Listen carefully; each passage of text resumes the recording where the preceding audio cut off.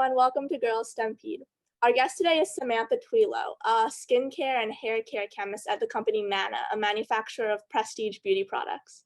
Hi, Samantha. Thank you for being here today. Hi, thank you. So before we get started on actual questions, I wanted to ask you sort of an icebreaker, which is if you could meet any female in STEM from history, who would it be and why? So I think the most obvious one is Marie Curie because she's the pioneer in everything. She paved the way for women in science.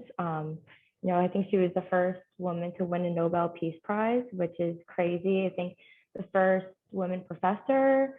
She did it all. She really did it all. Could you just give an overview on what exactly you do at Mana, and if you could walk us through a typical day there, and if you have like a favorite part or a least favorite part or anything like that? I'm a skincare and hair care formulator. Day by day, we work with clients in our private label because we are a contract manufacturer. So we have contracts with different clients, and they give us briefs, and we do all the manufacturing for them, from formulation, testing, to manufacturing, billing, and shipping it out.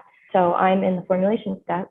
To simplify it, let's say a client wants something specific like an anti-aging face cream or something. They'll come up with a project brief, they'll send it to our project managers, they'll send it to the lab. They sometimes will give a prototype, what's in the market already, or just an innovative idea of a texture.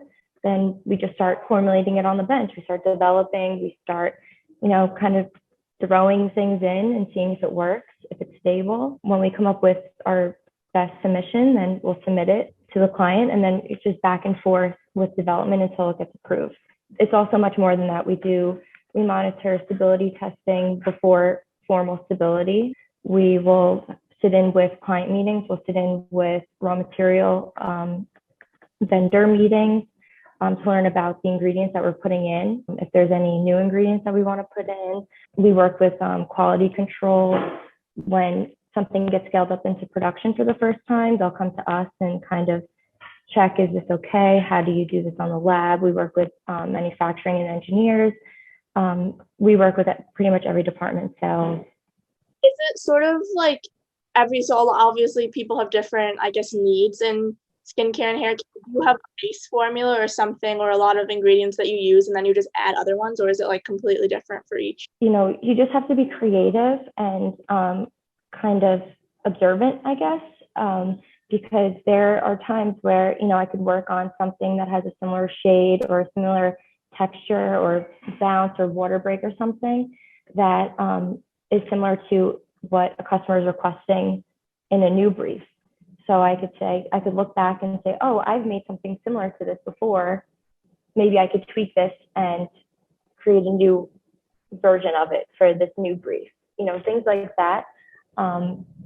Other times things are just completely from scratch.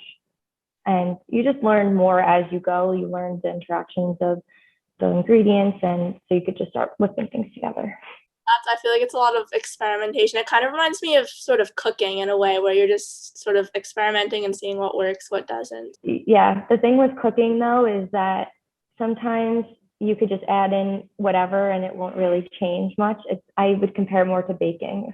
Were you always really interested in working in chemistry, or did your interest sort of evolve as you matured and grew up? Mm-hmm. Yeah, so I always had like the math and science brain. In elementary school, I loved math and science, not so much English. So then it really just grew as time went on in education. So in middle school, I was in more advanced classes in science, and it kind of I just rode with it until I figured out that this is actually what I like and this is what I want to do.